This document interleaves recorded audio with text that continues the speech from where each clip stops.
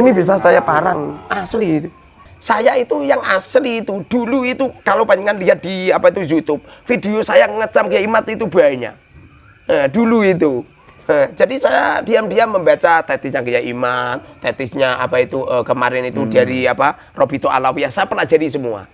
Dari hasil pembelajaran saya itu sesungguhnya dari hasil semuanya itu tidak ada satupun ulama ataupun kitab atau manuskrip yang mengatakan bahwa silsilah Ba'alwi itu nyambung ke Rasulullah. Enggak ada. Assalamualaikum warahmatullahi wabarakatuh.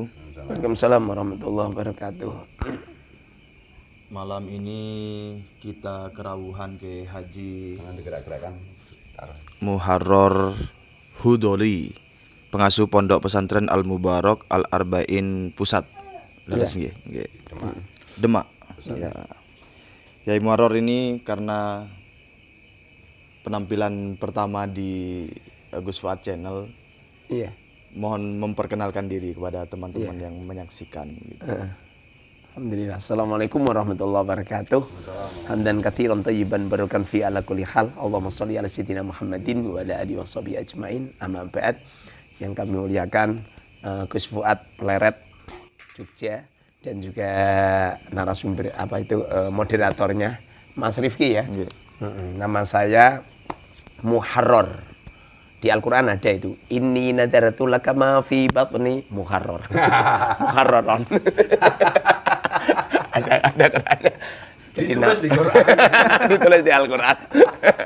Nama saya Muharrar, putra Kiai Khudori. Kiai Khudori putra Kiai Ahmad. Kiai Ahmad putra Kiai Karsadi. Asli Demak. Asli Demak. Asli Demak, Demak Jawa Tengah. Kami anak petani biasa. Ayah saya kiai-kiai kampung. Santrinya sih banyak, tapi santri-santri kampung gitu. Saya dididik dari kecil sama ayah saya. Ya ngembala kambing biasa sama ngaji Quran. Setelah apa itu kalau nggak salah itu kelas 3, saya mengikuti perjalanan kakek saya, nenek saya, Thoriqoh Naksabandi. Jadi di waktu saya masih kecil itu dia khusyuk Kiai. Apa itu kalau sholat itu sering nangis. Itu umur apa itu 11 tahun, 12 tahun gitu. Kemudian saya mengambil ilmu seorang ahli sufi warok. Beliau Kiai Maskuri di desa saya. Beliau ini Masya Allah luar biasa. Jadi saya masih kecil itu takdim luar biasa. Saya itu kalau pakai sepeda ontel milik ayah saya, kalau ada beliau datang, sepedanya itu toh saking hebahnya beliau. Itu saya apa itu robohkan begitu saja. Saking hebatnya beliau. Beliau sepanjang hidupnya nggak pernah pakai baju kecuali putih. Makanya mamanya saya pakai baju putih terus, mungkin keberkahan beliau menular. Menular. Kemudian saya setelah 4 tahun belajar sama beliau, nyampe lulusan Nawi, kemudian saya menimba ilmu di Al-Ma'ruf Bandung Sari, Kiai Haji Abdul Wahid Yudi selama 8 tahun. Quran saya lewat Kiai Haji Raden apa itu Khalil Karim dan juga banyak kiai-kiai yang kami ambil ilmunya. Setelah itu kemudian saya pengen ke Yaman. Di waktu saya pengen ke Yaman umur 20 tahun, saya minta izin Romo Yai Kiai Haji Abdul Wahid Yudi, beliau melarang saya. Beliau melarang saya untuk pergi ke Yaman. Tapi anehnya justru saya malah disuruh nikah. Disuruh nikah. Berarti batal jadi wali. Setelah itu nikah. Jadi saya punya pondok itu dari umur 22 tahun. Jadi belum nikah di waktu itu. Nikahnya itu setelah umur 23. Dipilihkan sama Romo Yai itu si cantik itu lah, Siti Mahmudah. Alhamdulillah anaknya baru 11. Rencana saya 40. Dari istri 1. Enggak seperti Gus Fuad. Istri 3, anaknya sedikit. Berapa anaknya Gus? Putranya 9 dari 4 Masya Allah. istri. 4 istri? Ya. Masya Allah luar biasa. 40. Targetnya 40 putra putri gitu. Pondok Arba'in ini konsentrasinya apa ya Muharrar? Saya itu yang asli nggak pernah apa itu berpikir pondok saya harus begini begitu, nggak pernah. Bahkan nyampe detik ini pondok saya ini belum punya nama. Al Mubarak itu nama musola. Al Arba'in itu nama karya tulis. Jadi nyampe sekarang belum ada nama dan belum ada izin ke pemerintah. Dan kami dari dulu, dari umur 22, pertama kali megang pondok, memang saya anti dana pemerintah.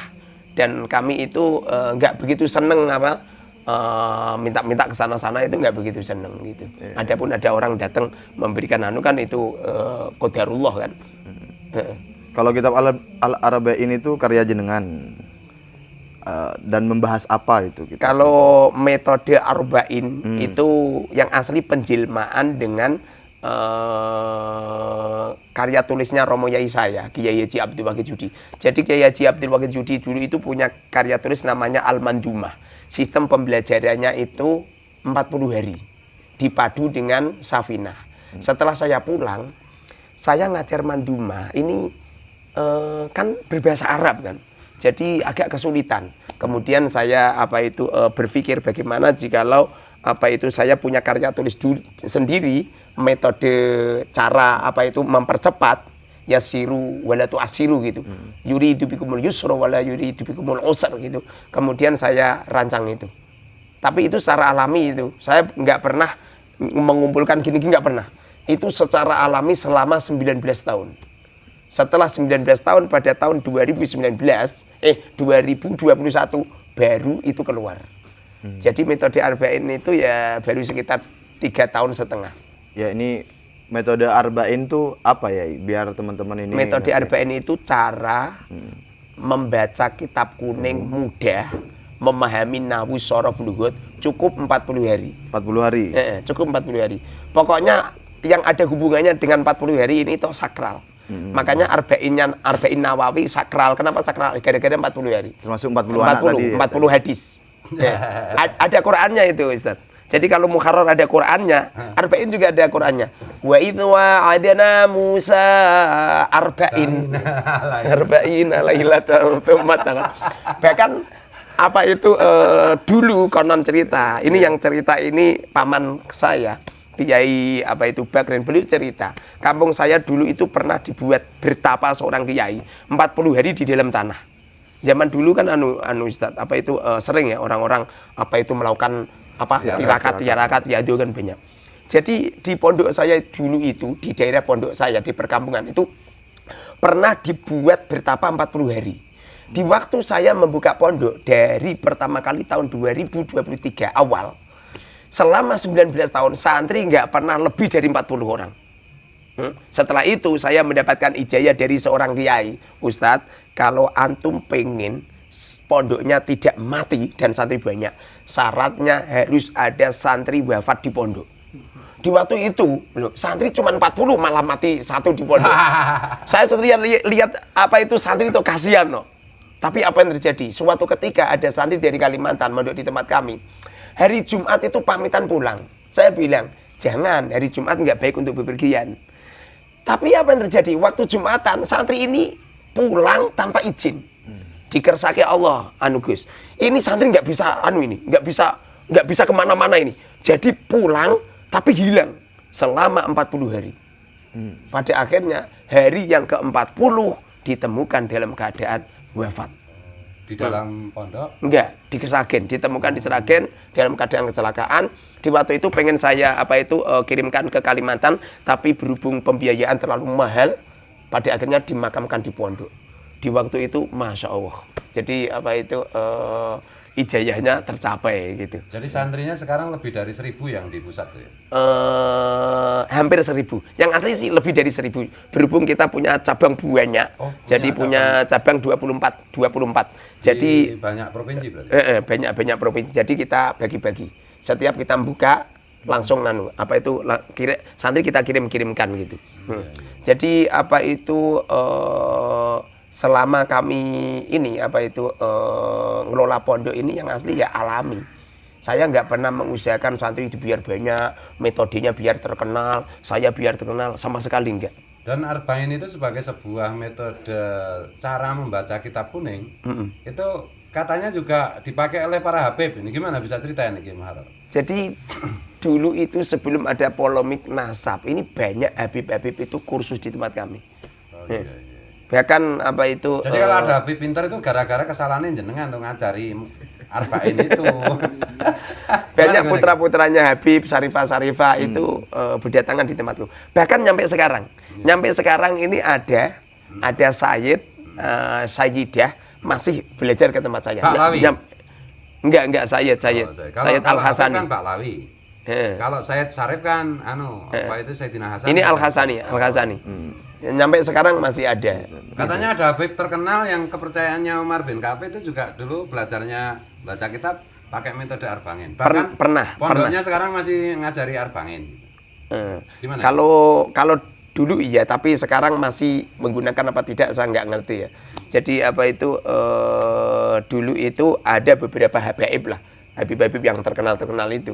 Banyak yang apa itu pengen tahu metode Arba'in, kemudian beliau belajar. Beliau belajar. Bahkan apa itu di Jawa Barat ada kiai terkenal juga, namanya itu Buya Kiai Haji Muhyiddin. Itu terkenal beliau yang punya pondok Asyifa. Itu pernah belajar 2 hari sama saya di pondok saya. Dan pakai Arba'in di pondoknya. Diterapkan juga. Sampai hari ini. Kalau hari ini berhubung Karena penulisnya Arba'in itu sudah dianggap murtad dari Mukul. Jadi sekarang masih digunakan apa tidak saya nggak ngerti. Yang pasti di Indonesia ini insya Allah hampir 1000 pondok pesantren itu menggunakan metodologi Arba'in. Walaupun saat ini banyak orang yang menyerang. Maklum. Kan Karena artis terkenal gitu. Jadi banyak yang wajar sebagaimana yang dikatakan ulama kullu dinikmatin hasud. Orang itu kalau cantik banyak lelaki yang ngelirik gitu loh.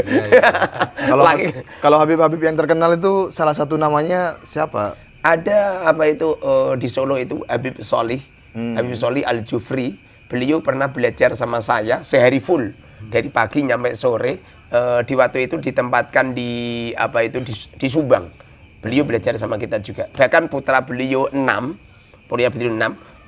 perempuan 5, lelaki 1, Habib Hamzah kalau nggak salah. Beliau juga belajar sama kami. Habib Soleh itu Solo. Siapanya Habib Umar?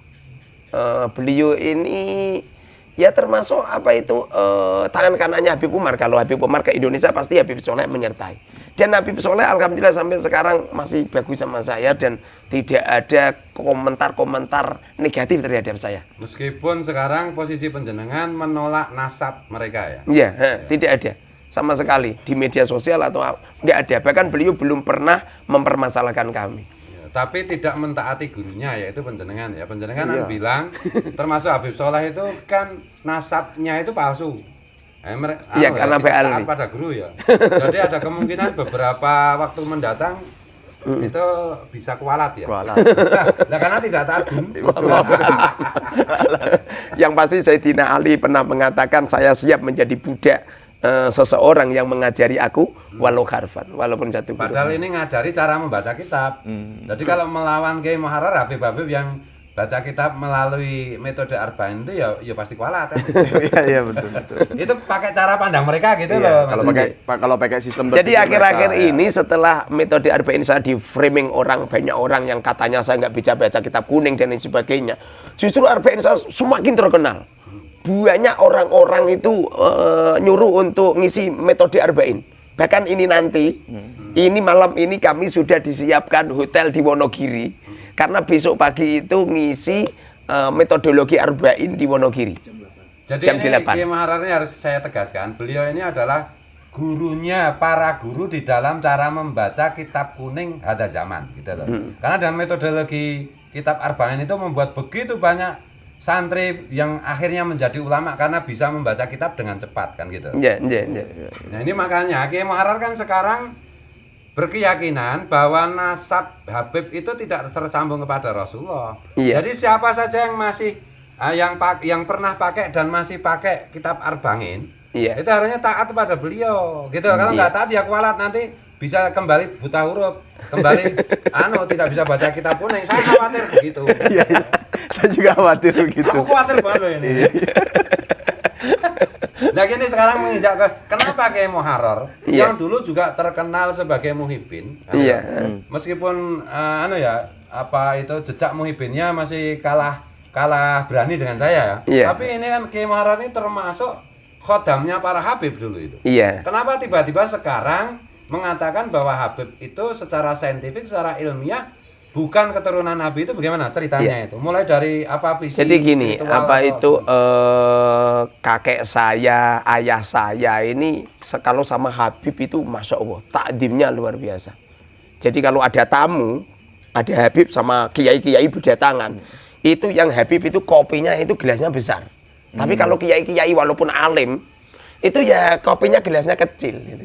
Jadi saking takdimnya, nyampe putra ayah saya, itu namanya menggunakan nama-nama apa itu dari Habib-Habib semua. Bahkan nama saya juga ini dari Habib Ali, Semarang itu, saking takdimnya. Jadi mungkin ini adalah ilmu nurun gitu, al-ilmu nurun, niru ke orang tua, kami juga takdim. Yang asli kami toh sudah eskal banget dari sejak kecil. Sebab rumah ayah saya ini sering dibuat datang Habib. Dan Habib kalau datang ke tempat ayah, pasti minta uang. Dawir. Minta uang. Saya itu mikir ya, bukankah Rasulullah itu mempunyai sifat wabil mu'minina ra'ufur rahim. Ra'ufun itu artinya kan dermawan. Rahimun artinya itu sayang banget ke umat. Jiwa pemaafnya sayang banget loh. Ini kok nggak memper belas sama kakek-kakek beliau, sama Rasulullah. Jadi yang asli dari sejak kecil itu saya itu eskal.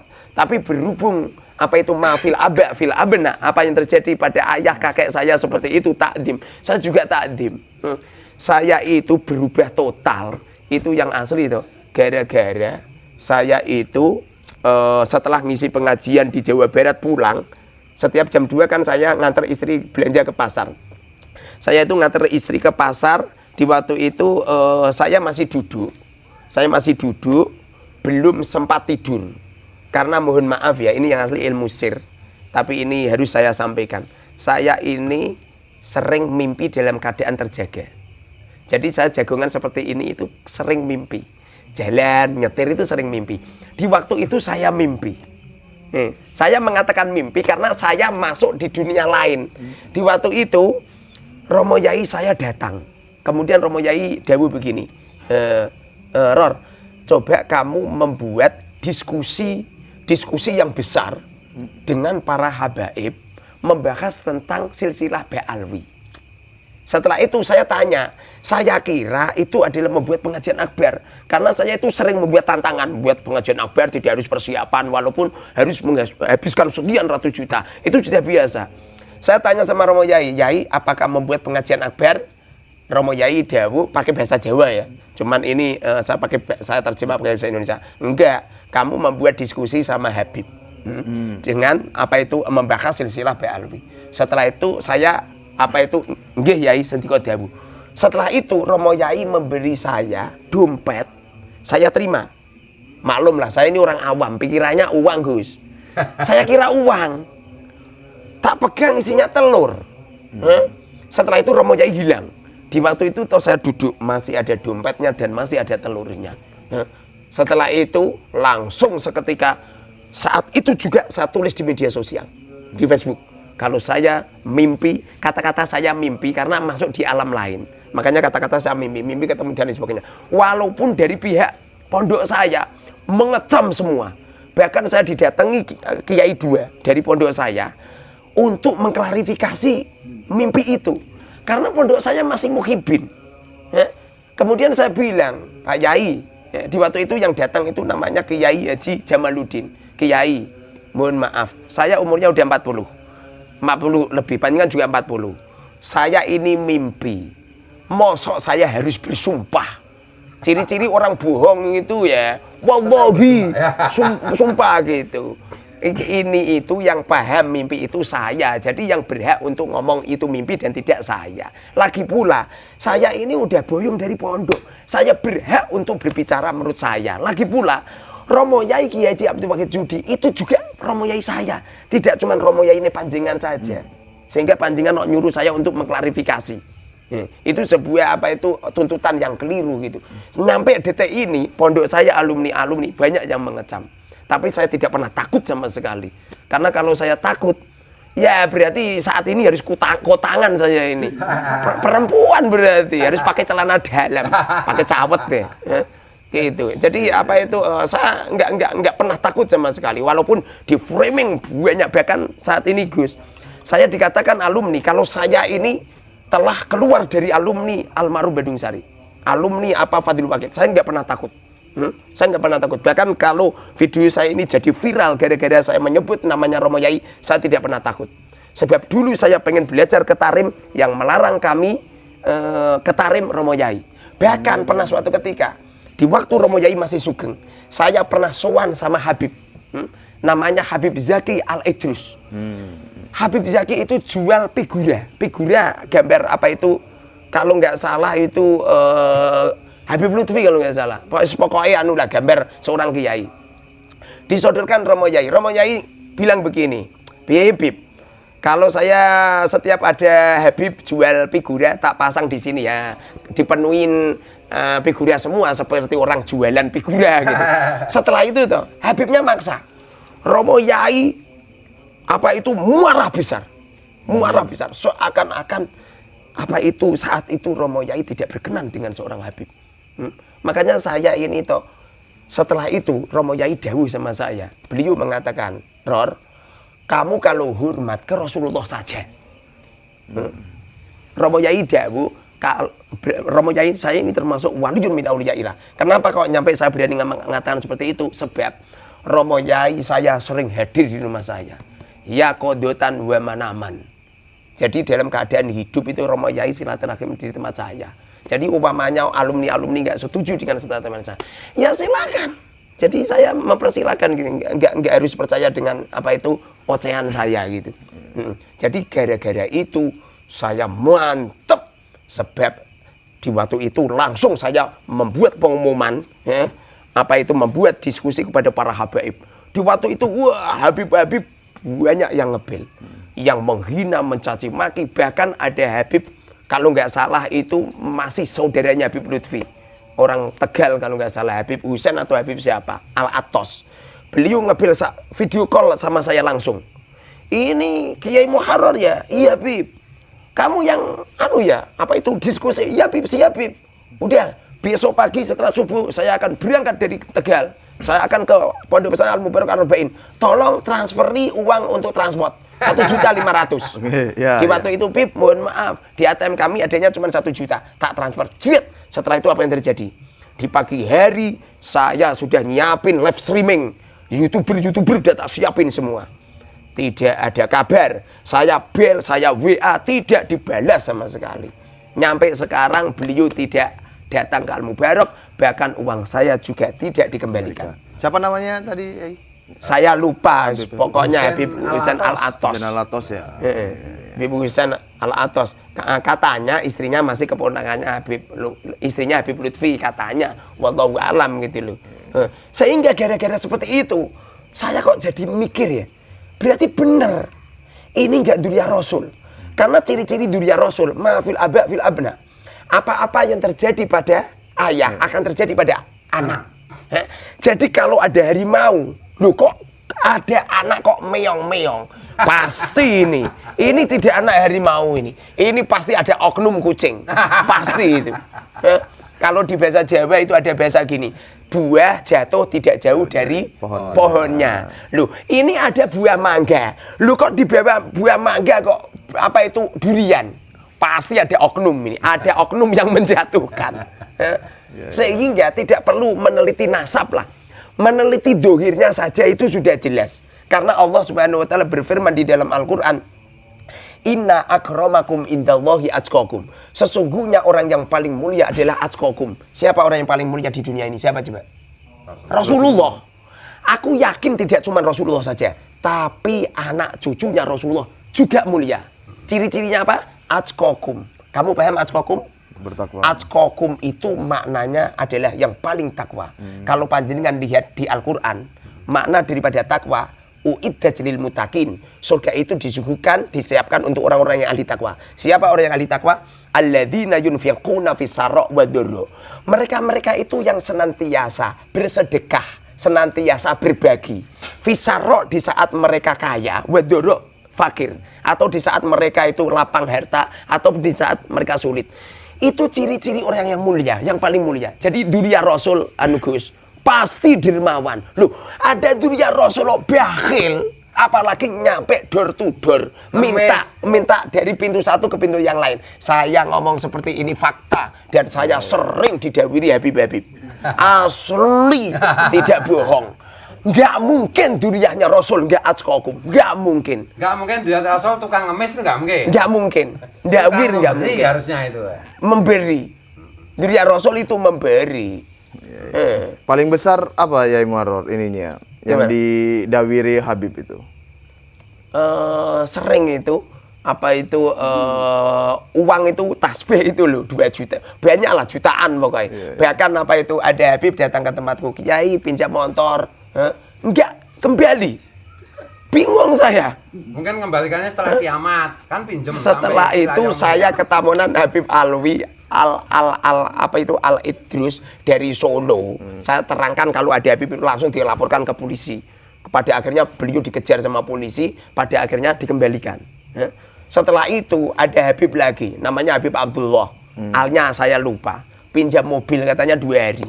Padahal pinjam mobil ya sudah kita gratiskan nih loh. Apa yang terjadi? Nggak dikembalikan. Sampai sekarang? Nggak dikembalikan, nyampe berhari-hari, nyampe berminggu-minggu. Pada akhirnya Gus, saya itu sowan ke Kanjeng Sunan Kalijogo. Saya sowan ke Kanjeng Kalijogo, saya matur sama Kanjeng Sunan Kalijogo. Mobil saya hilang, dibawa oknum Habib. Setelah itu saya selesai sowan ke Kanjeng Sunan Kalijogo. Saya ditemuin sama musafir. Musafirnya bilang gini, tapi saya meyakini ini nggak musafir ini pasti Kanjeng Sunan Kali. Musafirnya bilang gini, Kiai cari mobil. Iya. Mobil Kiai warnanya ini. Iya benar. Mobil Kiai Avanza. Iya benar. Mobil Kiai di bawah Habib ini digadikan di tempat ini. Setelah itu toh saya cari. Digadikan di di tempat orang. Kebetulan yang gade orangnya sangar. Jadi yang gade bilang gini, boleh diambil, harus ada uang. Di waktu itu Gus, zaman itu loh Gus, 18 juta. 18 juta banyak. Tapi berhubung saya ini juga orangnya sangar. Saya telepon polisi, padahal yang asli nggak telepon polisi. Yang saya telepon santri saya sendiri. Pak polisi, tolong, ini mobil saya digade. Tolong ke sini. Orangnya takut. Lah gimana orangnya dolim Gus? Atakabur lil mutakabir sodako. Nyombongi orang sombong itu sodako. Pak polisi, tolong ini. Pada akhirnya mobil saya diberikan. Kira-kira bohong seperti ini, kira-kira boleh nggak Gus? Itu namanya tipu muslihat. Untuk demi kebaikan. Iya kalau nggak gitu, nggak dikembalikan. Bahkan Gus, ada Habib umurnya 52 tahun. Datang ke tempatku. Kebetulan santri saya kan banyak. Ada santri cuantik gitu, paling cantik di pondok saya. Lewat. Habibnya padahal ya sudah punya istri loh. Ustadz, wah itu siapa Ustadz? Ini Ustadz. Gimana saya kalau jadikan, tadinya bilangnya gini, kalau saya nikahkan sama keponakan saya gimana gitu. Ya silakan Habib. Tapi cepet-cepet ditembung sendiri gitu loh. Pada akhirnya saya bilang, Bib tolong Bib, itu enggak hak saya, itu ke orang tua. Pada akhirnya ditembung ke orang tuanya. Berhubung orang tuanya pasti yang melihat saya kan, samina wa ta'na, pada akhirnya dinikah. Setelah dinikah apa yang terjadi? Dulu menjanjikan diberi rumah, diberi tanah. Apa yang terjadi? Dikontrakkan di tempat yang Masya Allah. Setelah punya anak 1 dicerai. Padahal masih cantik. Padahal cantik itu. Sekarang mungkin umurnya, sekarang baru 25 mungkin sekarang ini. Bisa ditawarkan ke Habib. Gara-gara itu toh, saya dibenci sama keluarga mereka. Itu gara-gara oknum itu. Mana mungkin duriannya Rasul seperti itu gitu. Tapi itu yang santri tadi itu tidak keluar Islam ya masih ya? Jangan masih Islam. Karena fenomenanya begini, Kiai. Iya. Ada beberapa perempuan dinikahi Habib karena perilaku Habib yang kurang ajar. Iya. Akhirnya cerai dan akhirnya murtad keluar dari Islam. Masya Allah. Ya karena kecewa dengan Habib ini. Nggih. Jadi perilaku Habib ini memang membuat banyak orang Islam itu jadi murtad masalahnya itu, Kiai. Nggih. Karena mereka mengklaim dirinya sebagai Nggih. keturunan Nabi, padahal Nggih. palsu kan. Nggih. Bahkan sampai sekarang Habib-Habib yang dawir itu masih sering dawir. Sering dawir lewat telepon tapi nggak berani datang ke rumahku. Sekarang ini lewat telepon. Sampai sekarang. Kemarin juga ada Habib. Karena saya itu kalau dimintain itu. Saya anggap mereka itu seorang peminta-minta atau pengemis lah. Jadi tetap saya transfer gitu. Janganlah Yai. Kalau keterusan nanti mereka jadi mentalnya terus mengemis. Gitu. Sedekah kepada orang jahat yang Iya. itu kan setidaknya makruh karena ada kemungkinan digunakan sedekah kita untuk kejahatan. Apalagi sedekah kepada iblis. Hada haram. Oh gitu ya. Tidak memberi itu sedekah, tidak memberi adalah sedekah itu sendiri, Yai. Jadi apa itu kami yakin kalau Habib itu tidak diri Rasul pertama kali gara-gara Romo Yai itu, mimpi itu. Nomor 2, saya diam-diam masih muhibin ya. Saya mengadakan dialog-dialog dengan para kiai yang muhibin dan para habaib. Tapi tidak ada satupun kiai atau Habib yang mampu merobohkan pertanyaan saya. Nyampe sekarang belum ada. Bahkan diam-diam saya juga belajar apa itu kitab-kitab itu, kitab-kitab apa itu nasab. Saya itu yang asli itu dulu itu kalau panjenengan lihat di apa itu YouTube, video saya ngecam Kiai Imat itu banyak. Dulu itu. Jadi saya diam-diam membaca tetisnya Kiai Imat, tetisnya apa itu kemarin itu dari apa Robito Alawiyah, saya pelajari semua.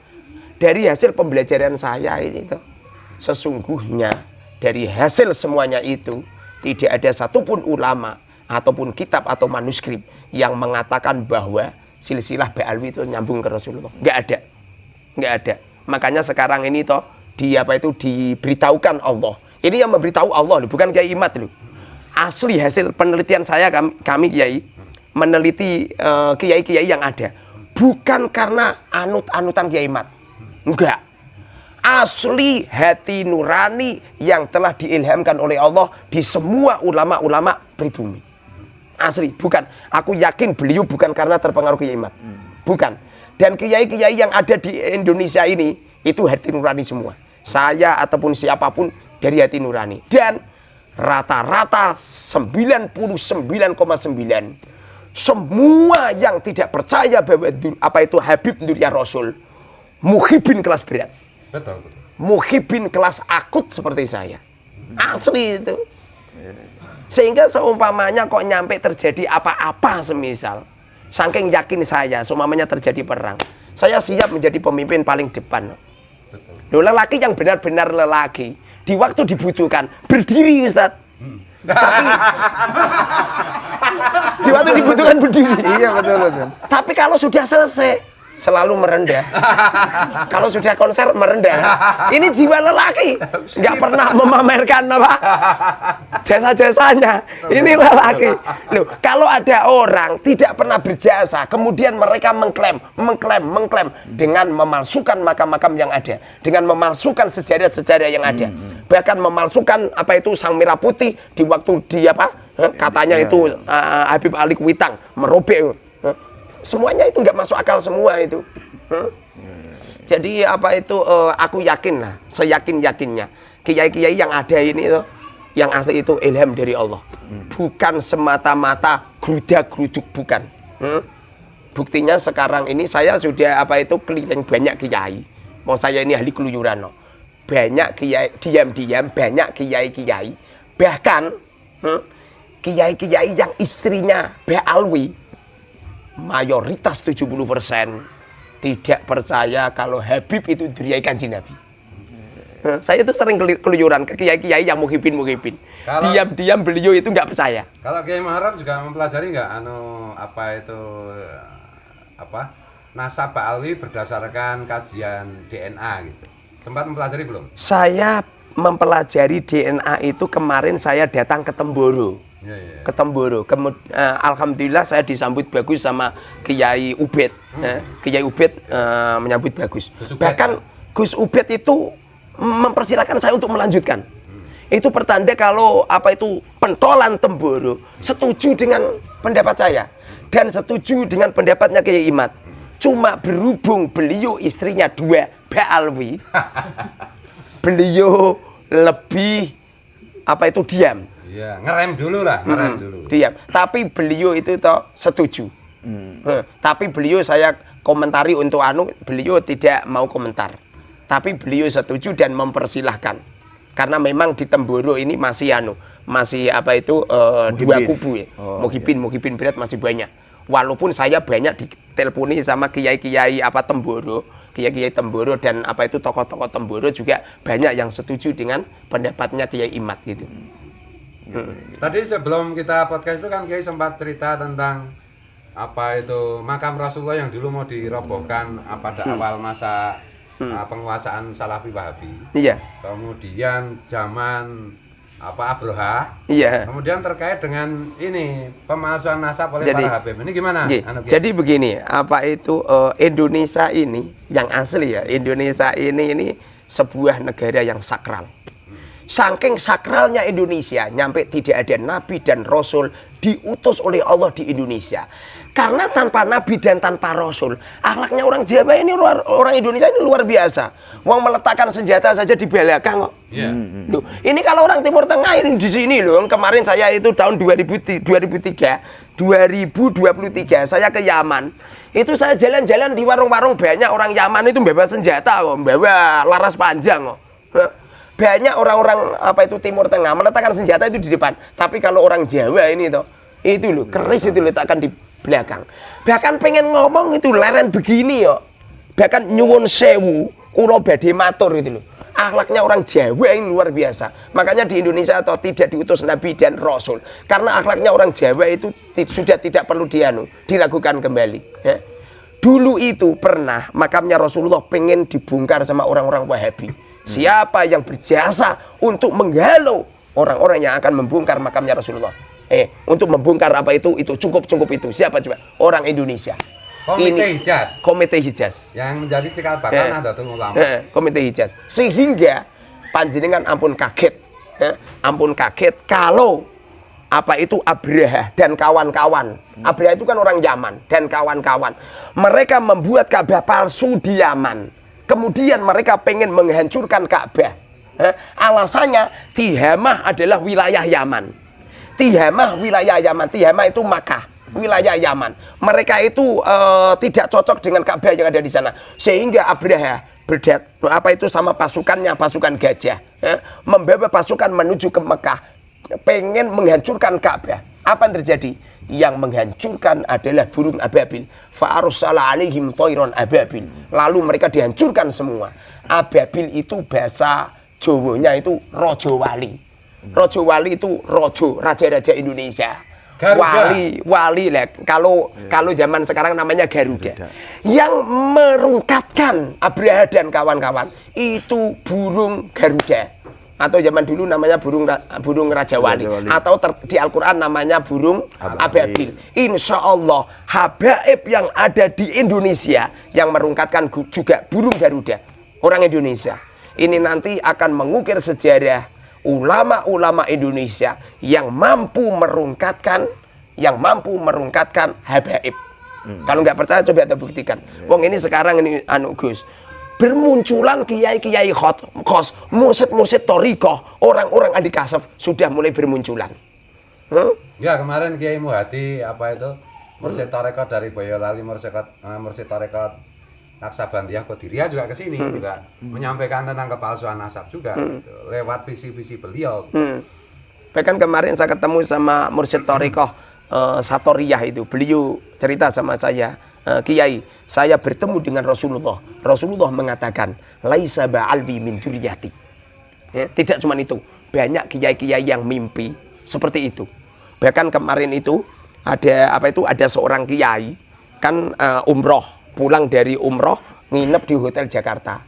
Di waktu mimpi bertemu dengan Rasulullah. Lalu Rasulullah mengatakan, sampaikan ke Kiai Muharrar bahwa ba'alwi tidak duriyahku. Itu ada rekamannya itu di HP saya. Habib Ba'alwi bukan duriyahku. Itu yang menyampaikan Rasulullah langsung. Dan kita wajib percaya kepada Kiai Muharrar cerita-cerita tentang mimpi, karena Kiai Muharrar itu sudah menunjukkan intelektualitasnya yang luar biasa, sudah menunjukkan istiadatnya dengan kitab Arba'in itu gitu loh. Tapi kalau yang cerita cuma si Zaini apa si Wafi, ya udah itu anggap aja itu kentut.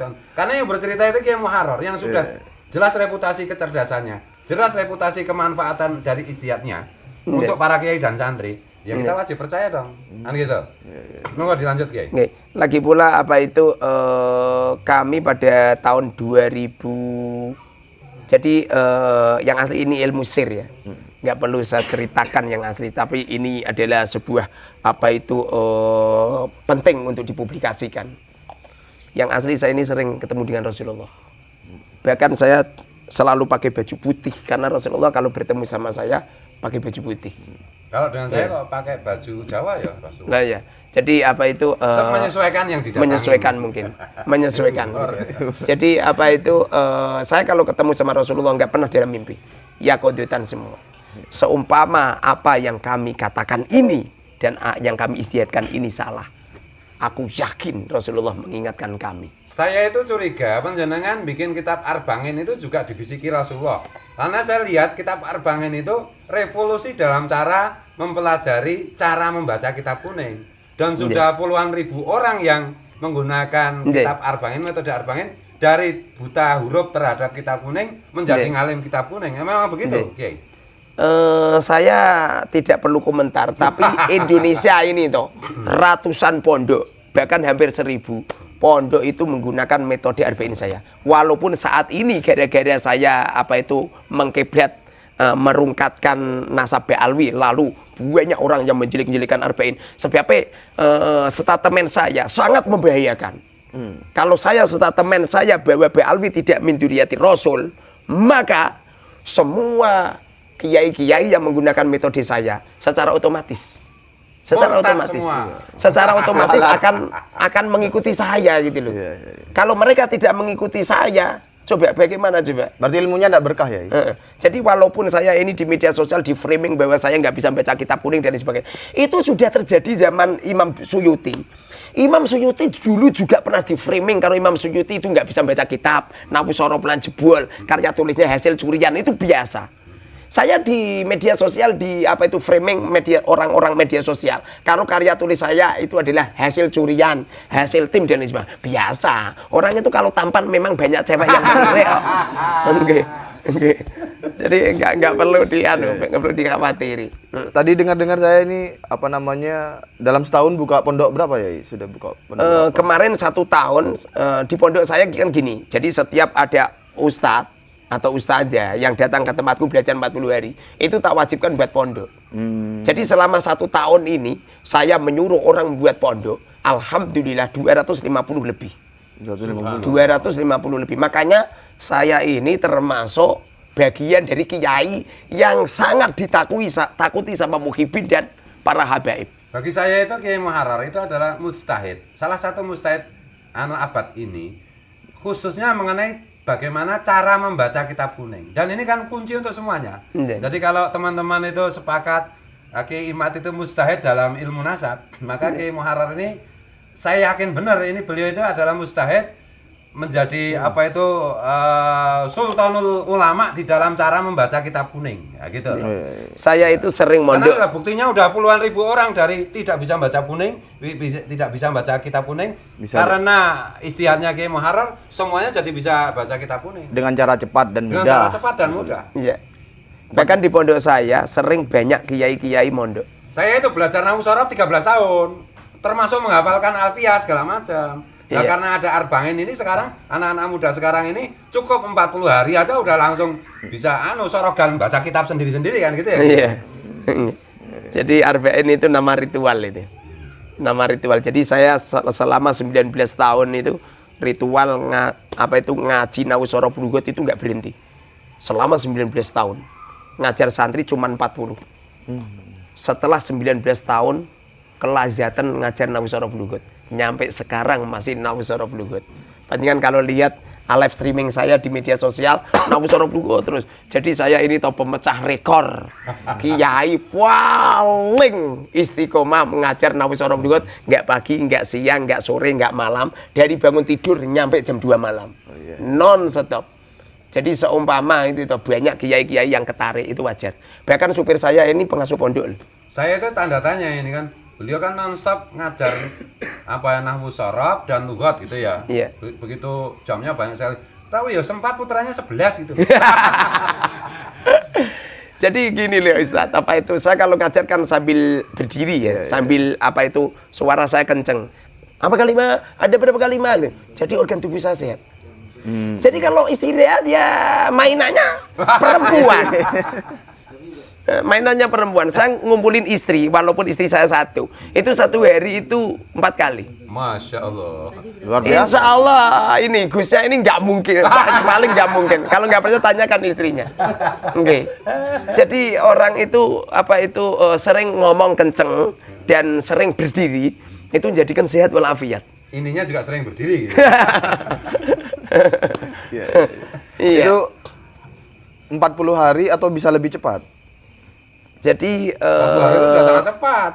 40 hari sangat cepat. Ini pancingan tadi yang 1 jam atau 2 hari. 1 jam 2 jam bisa selesai. Pancingan saya terangkan apa itu kitabnya cuman ini 1 halaman doang kok. 1 halaman doang kok. Pancingan pernah mondok kan di video ya? Pancingan pernah mondok Mak? Belum. Enggak, belum. Anggap belum. Ustadz pernah mondok Ustadz? Kalau pancingan bisa jawab Ustadz, tak beri uang 100 juta plus mobil saya. Kalau bisa jawab. Pertanyaannya cuma satu materi saja. Coba. Semisal ya ada lewat Bismillahi ismi. Ismi kalimat apa? Mondok kamu berapa tahun? 8 tahun. Coba. Kalau bisa jawab, udah ini saja. Ini saja.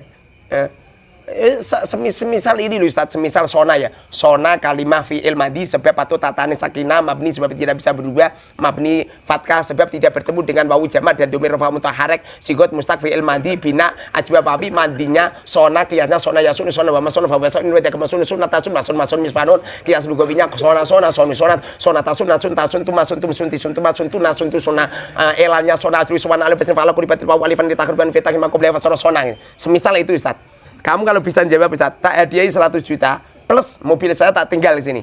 Saya tak langsung besok ke dealer beli. Tak suruh nganterkan Coba Ustaz. Ada lewat bismillahi ismi. Ismi kalimat apa Ustaz? Enggak usah.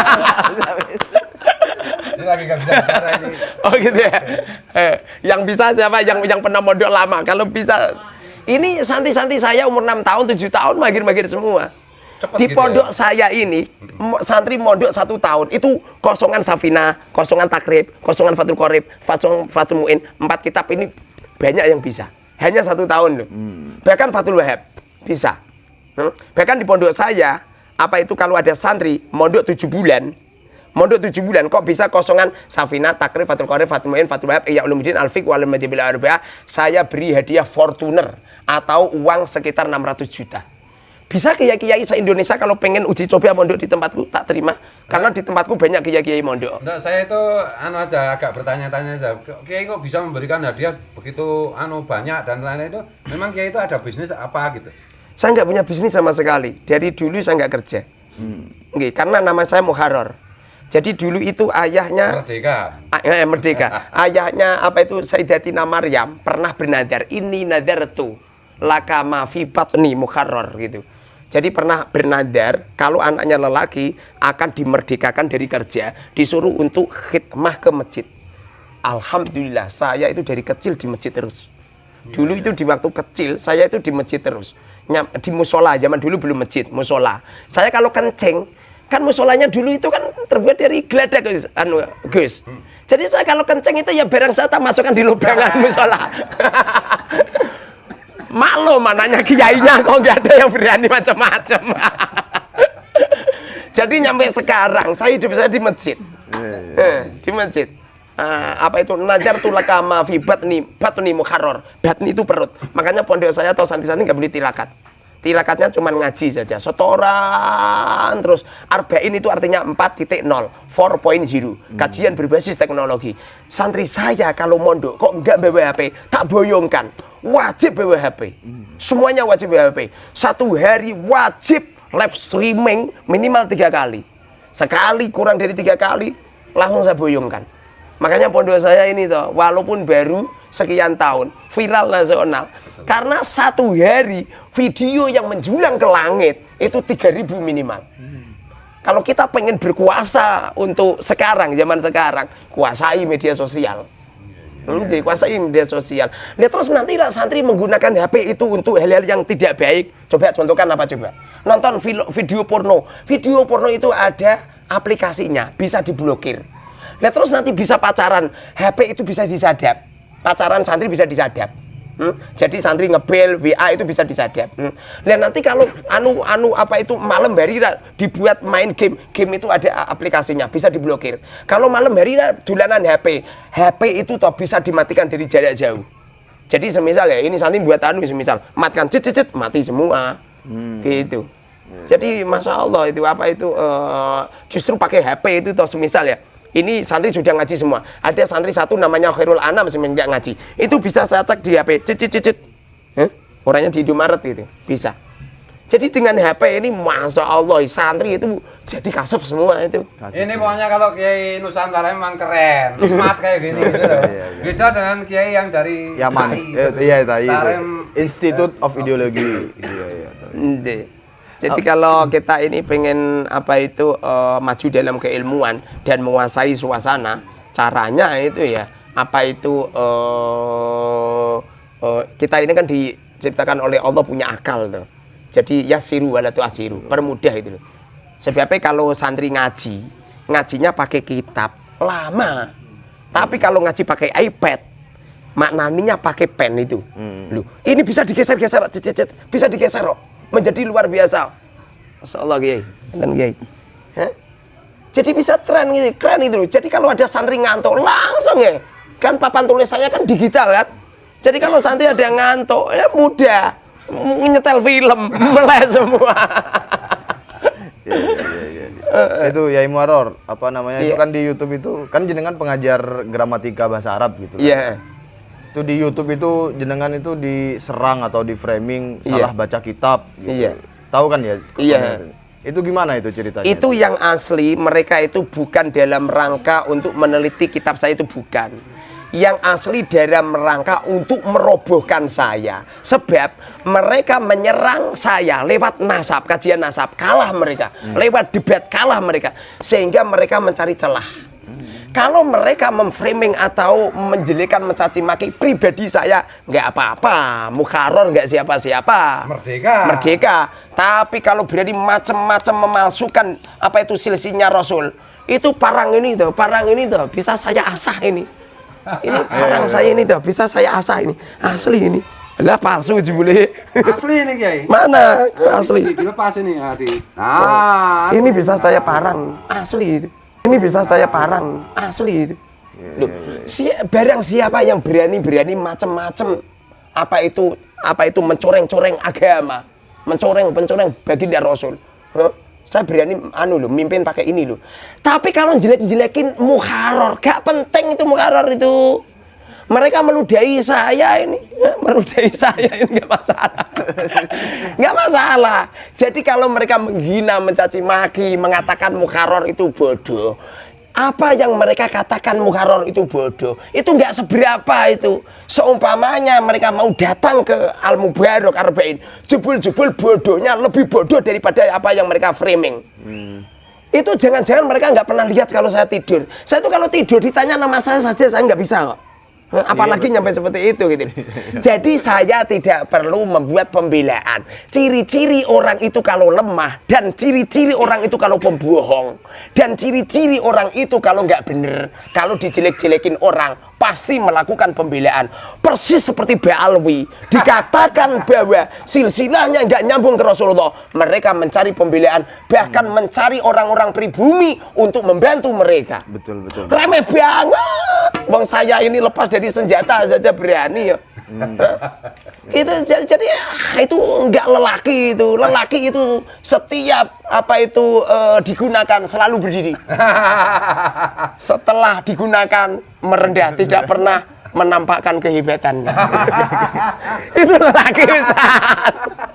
Itu lelaki. Laisal fata mayyakulu abi, ya kan? Ya. Lelaki yang benar-benar lelaki. Yang berani ini loh. Mayyakulu ana gitu loh. Ya, Mayyakulu apa? Walakin al-fata mayyakulu ana. Ini loh aku. Mosok lelaki senengane memamerkan ayahku, kakekku gitu loh. Fakih muqaddam itu. Nah iya, mereka selalu memamerkan kakek-kakek mereka, padahal mereka sama sekali tidak punya potensi sama sekali. Boyo gitu loh, mengandalkan dirinya itu bisa apa itu Isra Mi'raj 70 kali apa enggak gitu loh. Mau mengandalkan kisah-kisah hurufat yang tidak mungkin terjadi. Bahkan sudah dikomentarkan sama apa itu Kiai Haji apa itu Mbah Hasyim Asy'ari. Barang siapa yang apa itu mengatakan bahwa mereka telah Isra Mi'raj ke Sidratil Muntaha, faqad kafaro. Itu dia nu. Benar-benar kafir. Benar-benar kafir. Itu dawuh beliau mengambil dawuhnya apa itu di kitab Asy-Syifa itu. Yang beliau berfatwa barang siapa yang percaya gitu. Loh, percaya saja kafir loh, apalagi nyampe ngaku-ngaku gitu loh. Ini kan aneh bin ajaib, nggak mungkin gitu loh, nggak mungkin. Mosok lelaki yang benar-benar lelaki ya yang berani langsung. Berarti siapa saja yang percaya bahwa fakih muqaddam itu sehari Isra Mi'raj 70 kali, berarti benar-benar sungguh-sungguh fakot kafaro. Yang ngomong nggak mukharor, nggak Gus anu, tapi Haji Kiai Haji Hasyim Asy'ari. Iya, jadi memang Habib itu sebenarnya bukan NU kan gitu teman-teman. Mbah Hasyim, Habib dan Muhibbinnya yang percaya fakih muqaddam itu Isra Mi'raj sehari 70 kali, fakot kafaro. Sekali Isra Mi'raj saja ngaku sekali Isra Mi'raj saja sudah fakot kafaro, berarti 70 kali kan berarti fakot kafaro kan gitu. Fakotnya 70 kali. Kafir murakkab berarti ya. Iya. Jadi apa itu yang asli toh kita nggak perlu melihat secara silsilah lah. Sebab ada sebuah kaul ulama mengatakan ad-dhahir tadulal batin. Meliti dohirnya saja udah jelas so. Ada sebuah hadis ya, an-nadhafatu minal iman. Kebersihan bagian daripada iman. Orang resik-resik ratan loh iso bagian daripada iman. Resik-resik ratan itu perkara yang dohir. Iman itu perkara yang batin. Ini dohirnya toh jelas rungkat toh. Jadi nggak perlu diteliti silsilahnya. Setelah diteliti silsilah apa yang terjadi? Iya benar. Bener doif. Nggak bener itu, nggak hadis. Yang sahih adalah at-tahur satrul iman. Jadi orang bersuci seperti wudhu menghilangkan hadas, ini bagian daripada iman. Karena menghilangkan hadas ini perkara yang batin. Iman juga perkara yang batin. Jadi kalau ada orang ngaku-ngaku duriai Kanjeng Nabi, cocote. Belas gak memper belas Kanjeng Nabi. Mosok ada duriai Rasulullah. Siapa itu? Habib Novel mengatakan imat CS iblis gitu loh.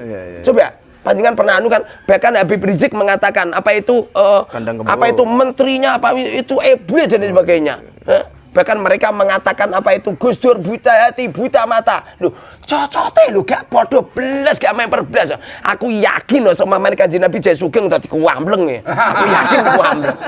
Aku yakin loh, karena mereka itu melecehkan.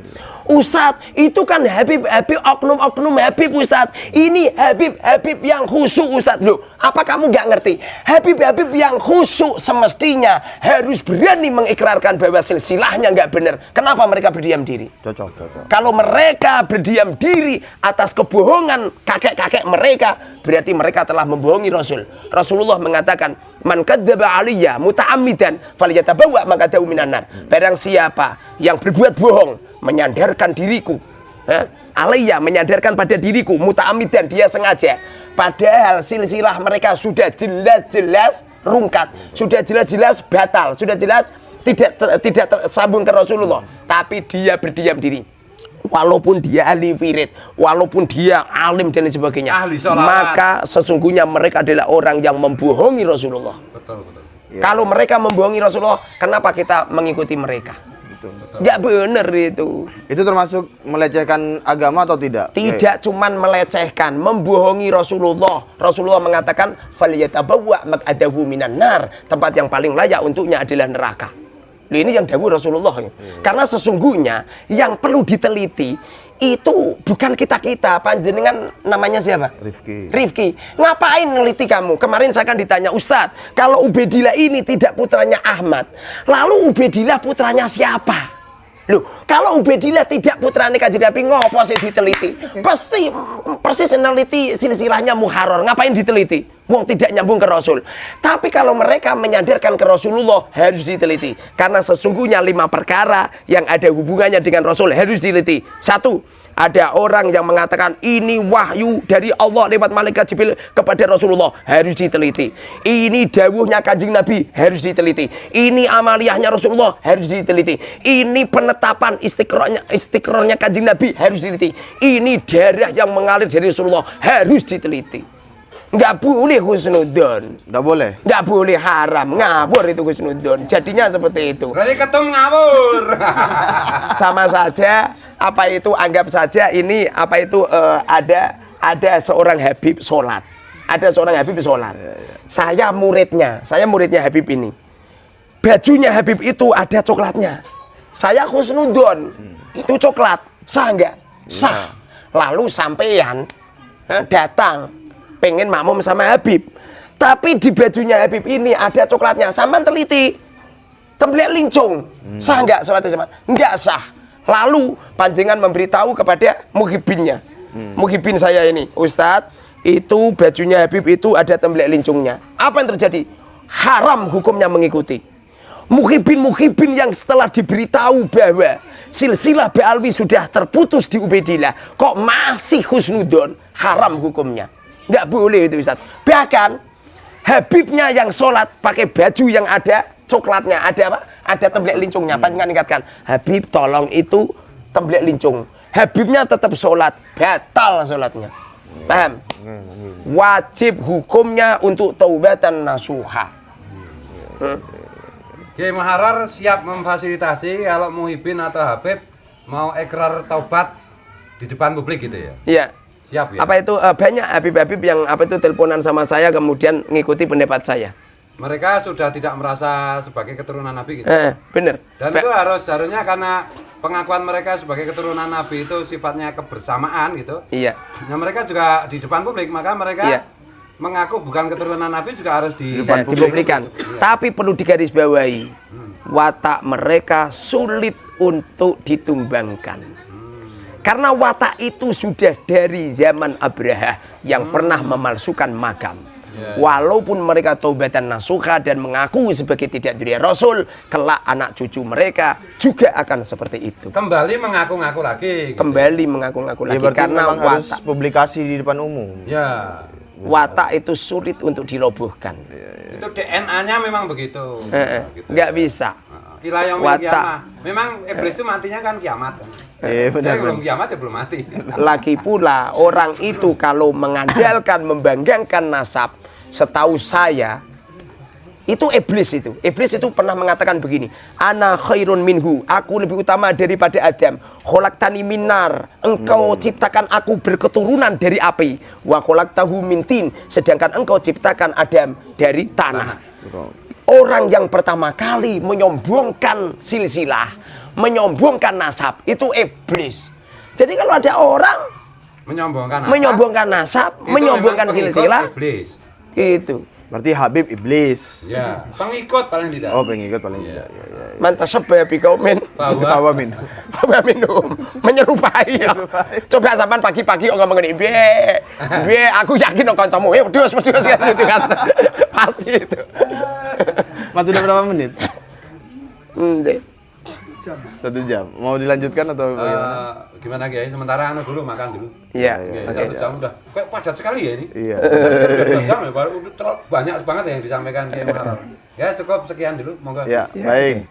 Demikian podcast perbincangan kita dengan Kiai Haji Muharrar Hudori, betul. Iya. Ya, monggo disimpulkan sendiri, diambil pelajarannya, ya kecuali budak-budak ya kan karena memang tidak bisa belajar kan. Iya. Bagi yang masih bisa berpikir, berakal, monggo diambil pelajarannya. Iya. Mohon maaf jika ada sesuatu yang kurang berkenan, kami mohon maklumnya. Kami akhiri, sampai jumpa lagi di podcast berikutnya. Assalamualaikum warahmatullahi wabarakatuh. Waalaikumsalam warahmatullahi wabarakatuh.